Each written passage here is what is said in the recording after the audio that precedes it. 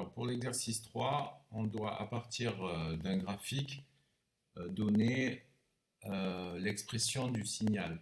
Alors on voit ici que u de x va se séparer en plusieurs parties. C'est une fonction affine définie par morceaux. On va devoir d'abord donner son expression sur moins l'infini jusqu'à x égale 1. Vous voyez ici. Donc ici, je vais devoir donner son expression. Donc on va y réfléchir. Ensuite, je vois que mon signal vaut une certaine expression de 1 jusqu'à 4, parce qu'il y a un changement. Donc je reprends de 1 jusqu'à 4. Alors je choisis intervalle ouvert, intervalle fermé à chaque fois. Donc je vais devoir définir que vaut u de x de 1 jusqu'à 4. Puis ensuite, je vois qu'ici, j'ai encore un changement de 4 jusqu'à 8. Donc je vais définir de 4 jusqu'à 8 que vaut mon signal. Ok, ensuite de 8 à 9. Donc de 8 à 9, je vaux une expression que je vais définir. Et enfin, pour terminer, je vois que de 9 à plus l'infini, je vaux aussi une autre expression. Donc j'ai un signal qui est défini par 5 parties. Alors on va d'abord faire les plus simples. Vous voyez que sur l'intervalle moins l'infini jusqu'à 1, je suis constant. Je vaux y égale 1 tout le long. Et puis l'intervalle de 9 à plus l'infini, ben pareil, je reviens à la valeur 1. Donc je peux écrire tout simplement qu'ici je vaux 1 tout simplement de moins l'infini jusqu'à 1. Et puis de 9 à plus l'infini, je vaux 1 aussi. Et c'est OK pour ces deux parties. Ensuite, j'observe, par exemple, on va commencer par l'intervalle 1 jusqu'à 4. Bien entendu, j'observe que j'ai un signal qui est rectiligne, c'est une droite affine. Donc je sais que j'ai une forme ax plus b. Voilà, tout simplement. Donc je mène ma petite enquête. D'accord ? Donc là, je suis sur l'intervalle 1, 4. Voilà. Je sais que j'ai une forme y égale a x plus grand B. Voilà, il suffit maintenant que je trouve que vaut A, que vaut B. A, ici, c'est le coefficient directeur, d'accord? Bien sûr, A, c'est mon delta Y sur mon delta X, ok? Et mon delta Y sur mon delta X, je vois qu'ici, je pousse de 1, je monte de 1, donc il est clair qu'ici, mon delta Y sur mon delta X, c'est 1. Et quant à B, qu'est-ce que c'est que B? C'est le point de passage à l'origine. Alors si je prolonge mon signal comme ceci, on voit que j'ai une fonction linéaire, c'est-à-dire mon point de passage à l'origine, c'est 0, puisque la fonction passe par 0. Donc tout simplement sur l'intervalle 1, 4, j'ai ceci qui vaut 1, et j'ai ceci qui vaut 0.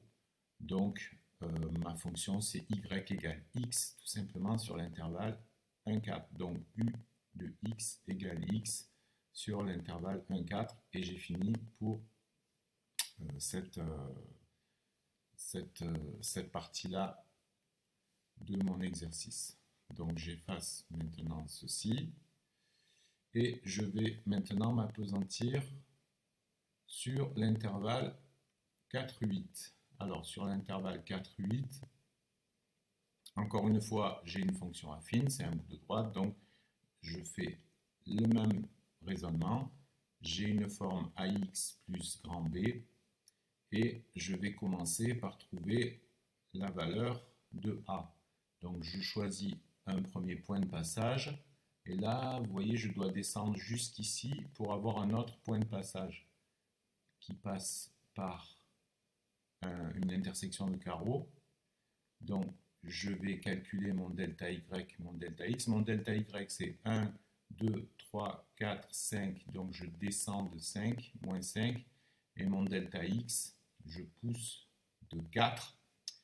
Donc, A, qui est égal à donc delta y sur delta x, c'est donc égal à moins 5 sur 4. Voilà déjà mon A.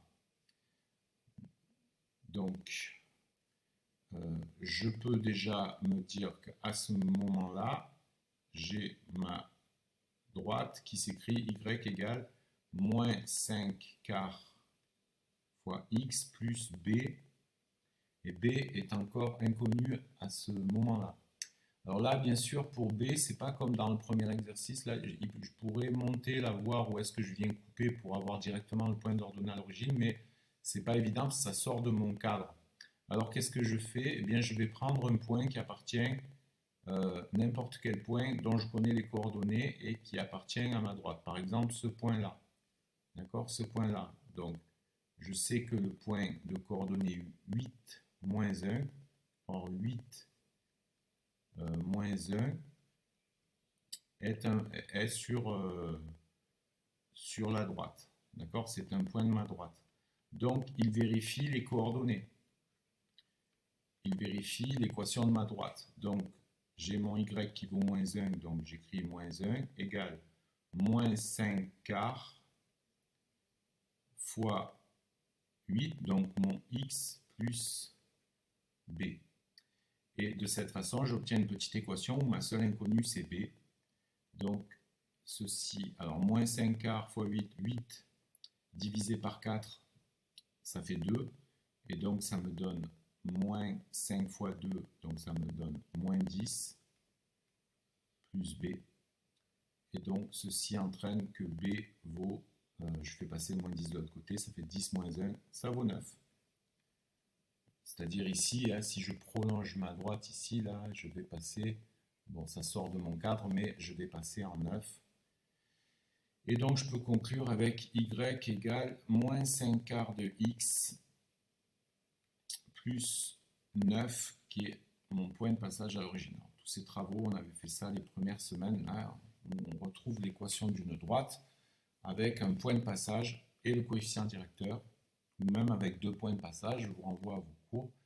Et donc, je peux écrire qu'ici, sur l'intervalle 4, 8, j'ai donc moins 5 quarts de x plus 9.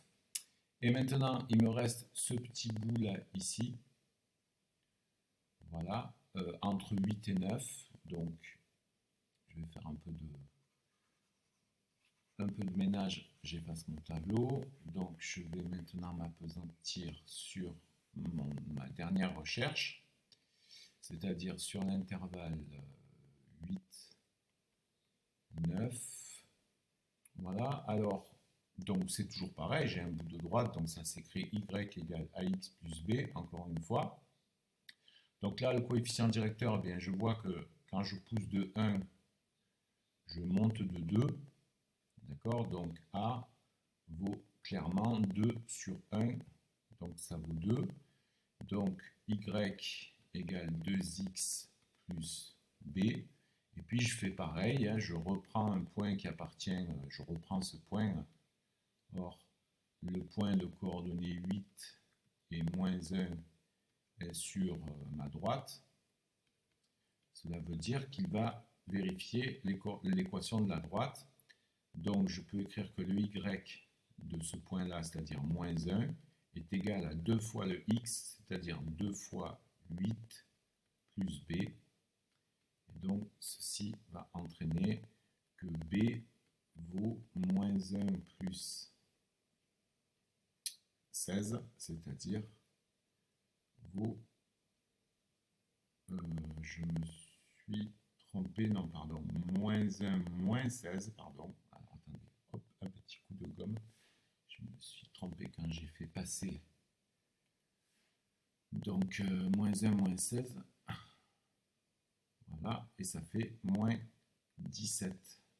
Voilà, c'est-à-dire ici, Si je prolonge ici ma droite, là, voilà ce que ça veut dire. Ça veut dire que je vais couper ici en moins 17. Évidemment, là, avec le graphique, on ne pouvait pas le voir aussi facilement. Mais je peux conclure maintenant que mon équation de droite, c'est 2x moins 17, ce qui me donne la dernière expression, 2x moins 17, et j'ai terminé. C'est ça qu'on me demande, donc expression d'une fonction affine définie par morceau. Et vous voyez comment je mène l'enquête en commençant par définir sur quel intervalle je dois travailler. Et puis ensuite, intervalle par intervalle, je fais mes petits calculs et je mène mon enquête. Alors des fois, ça va très vite, comme dans les deux premiers cas, le dernier aussi. Et puis après, il faut un peu chercher, mais bon, on a toutes les techniques nécessaires pour ce genre de petit exercice très simple, mais très important pour la détermination des signaux. Voilà pour cet exercice numéro 3. On passe à la suite.